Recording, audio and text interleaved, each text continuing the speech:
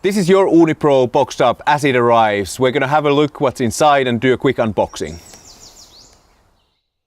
So this is all your Uuni Pro parts laid out on a table. I'm gonna walk you through each bit. So obviously we have the Uuni Pro body here. It's fully insulated all around, top, bottom. It's got enough baking space there for up to 16-inch pizza.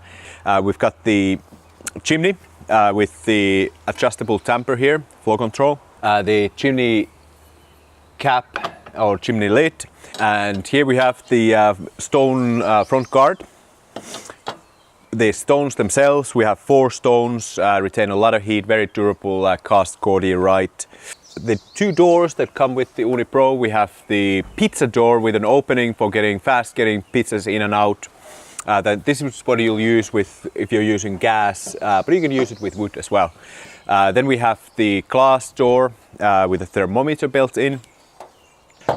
Lid for the fuel hatch, so this goes in the back, gives you easy access to get fuel like charcoal or kindling into the oven.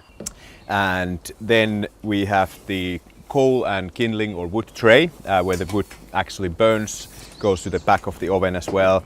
We've got the gloves included with every single Uuni Pro.